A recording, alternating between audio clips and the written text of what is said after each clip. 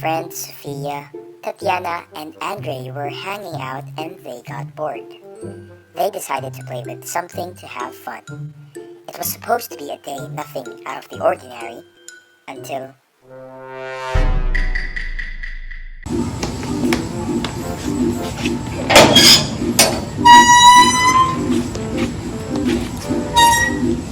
I don't really think this is a good idea.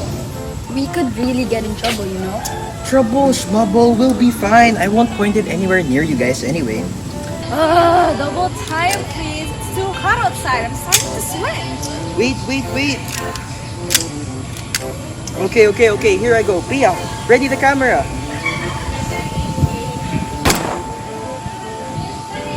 Let's go! You dragged us out here just for that? Pia, let's go. Let's No, wait. One last shot. Please, I promise, you'll be amazed. Pia, stand there. Look at my gun closer. I call this the skyscraper. What's so special about the skyscraper? Okay. So I will shoot my gun straight up into there and it will go up high and we'll never see it again. Don't you know that's dangerous? Didn't Sir Andrew say that stray bullets kill many people? Isn't that ligaw na bala? Oh, come on. I know for a fact that you guys don't understand physics anyway. Aren't you forgetting who helps you with your physics worksheets? I know that when I shoot the bullet up in the air, it will be significantly slower when it goes back down. No need to remind me. Just get out of here. Ka-chow!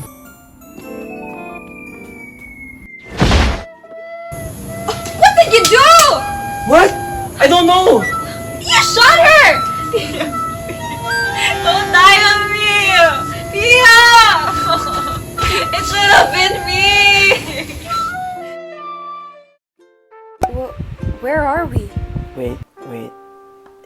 Is that who I think it is? Tia? Is that you? What? How? I don't understand. I thought you were dead. I'm not sure as well, but when I got here, I saw this sign. I think the only way to get out of here is to learn Newton's laws of motions. I don't think there's any other way to do it. Well, if that's what it takes, then fine by me. Hello? How are you guys okay with this? Isn't it weird that we turned into cartoon characters? Shush, just get to work. You're the reason why we're here anyway. You both! Stop it! Fighting won't get us anywhere. Let's just work together so we can get out of here as soon as we can. Fine, let's do it. Newton's first law of motion states that an object at rest will stay at rest and an object in motion will stay in motion unless acted upon by an external force. This is a very simple concept that we see and experience every day. Let's break down the first law of motion to further understand what it really means. For example, when you set a glass of water on the table and leave it for the time being, only two things can happen. It will either just stay there unbothered, or something might happen to it causing it to change location or fall down and spill. For the first instance to happen, it is quite simple. When the glass of water is left on its own without experiencing any external force, then it will simply stay there. The glass is untouched, and therefore it will always be where you left it. For the second instance to happen, something must have happened to the glass of water to cause it to spill or change location in some way or another. Say maybe your dog hits the table, or your mother picks it up and it slips from her hands. Bottom line is that for anything else to happen to the glass of water, an external force must have been applied to overcome the normal forces that acted upon the stationary object. Now, how about for objects that are already in motion? The second part of the first law of motion states that an object in motion will stay in motion unless acted upon by an external force. Let's take a soccer ball that has been kicked up into the air as an example. No matter how great the kick is, eventually it will have to go back down to the ground. As the ball flies through the air, it experiences friction in the form of air resistance and the force of gravity, which both contribute to halting the ball's motion eventually. Simple, right? To test your understanding of the first law of motion, I will leave you with this question. You should get this right to pass this level. If a ball was thrown in outer space, how would you describe the path of the ball? A. It will accelerate and eventually fall back down. B. It will continue with the velocity which it was thrown for a long period of time. C. It will stay stationary. The answer is B. In outer space, there is no atmosphere, which means air resistance is not present. Likewise, there would be no gravitational force as well. Because of this, when a ball is thrown in outer space, it will experience an infinitely small resistance, thus resulting to it continuing its velocity for an extended period of time. The second law could simply be stated as a formula: force is equal to an object's mass multiplied by its acceleration. For us to understand this, let's try to imagine a woman in a supermarket. When the cart was empty, it effortlessly moved when she pushed it. But as she placed more items inside the cart, she noticed that the cart moved slower when she pushed it, which is why she had to exert more effort so she could move the cart towards the end of the aisle. You cannot simply expect that using the same amount of force for moving a lighter object compared to a heavier one will have the same effect. Going back to the formula, you would notice that the acceleration of an object is directly related to the net force and inversely related to the object's mass. That explains why the woman exerted more effort to accelerate the cart, since more items were placed inside, thus increasing the cart's mass. Hey, why not maximize the concept we just learned? Let's try a different scenario. Ping pong. Alright, so let's say a ping pong ball has a mass of 0.03 kilograms. Player 1 applies a force of 25 newtons, while player 2 with 30 newtons. Since player 2 exerted more force, the ping pong ball will travel back to player 1 at a faster pace, specifically with a higher acceleration. Remember, acceleration has a direct relationship with the net force. But wait, there's more. For now, let's talk about skateboards. Aren't they so cool? Anyways, if the skateboard they have accelerated at 11.2 meters per second squared and when applied with 7 newtons of force, then what is its mass? Take a look back at the formula. F is equals to ma. Now since we are looking for the mass, we will now make use of this special process called derivation.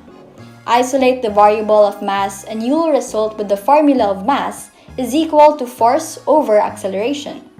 Inputting the corresponding value in the calculator will equate to the skateboard's mass of 0.625 kilograms. That wasn't so hard, right? Before I let you go, I'll leave you with a question. If the mass of an object is doubled and the acceleration remains the same, what will happen to the resulting force? A. It will be doubled. B. It will be halved. And C. It will remain the same. The answer is A. It will be doubled. Just in case you are wondering, let's think of it this way. Let's say that the initial value of the mass is 4 kilograms and your acceleration is 2 meters per second squared. In this case, the resulting force will equal 8 newtons. Now the mass is doubled, making it 8 kilograms, and you multiply it to the retained value of 2 meters per second square, the resulting force will now be 16 newtons. From 8 newtons, the force has been doubled to 16. For a reaction, there is an equal and opposite reaction. Sounds familiar? This is the exact law you guys disregarded. Your lack of understanding costs you your lives. Serves you right, I guess. I hope you take to heart all that you have learned so far. Anyway, this is the last and final stage you have to pass. Let's see if you can get out of here once and for all. Okay, I'll go easy on you first. Let's start with the act of jumping. Do you even realize that forces are present when you jump? First, your legs will exert a push toward the ground, and, in return, the ground will also exert an equal and opposite force, which will propel you into the air. Be relieved that I'm feeling good today, so let me give you another example. I believe that rockets already exist in your time, right? Well, if you did not know already, rockets burn large amounts of fuel, which is directed out on one end. The thrust that comes out of a rocket's exhaust exerts force in the opposite direction, which causes it to move. Now, let's go back to the stray bullet that killed Pia. Technically, Andre wasn't completely wrong. A bullet's speed as it leaves the gun can reach around twice the speed of sound. In a vacuum, the bullet's velocity will have been the same as it goes back down. However, due to air resistance, the bullet will indeed be slower. On a calm day without much wind to interfere with the bullet as it free falls, the bullet can gain enough speed to still be lethal. This is the explanation behind Pia's sudden death. Like I said earlier, this is the last level, so I hope you guys learned something. Answer this question correctly, and finally enjoy freedom. While driving down the road, a firefly strikes the windshield of a bus and makes quite an obvious mess in front of the face of the driver. This is a clear case of Newton's third law of motion. The firefly hit the bus and the bus hits the firefly. Which of the two forces is greater? A. The force on the firefly? B. The force on the bus? Or C. The forces are equal? In case you forgot, let's go back to what the third law states. For every action, there is an equal and opposite reaction. Remember, equal!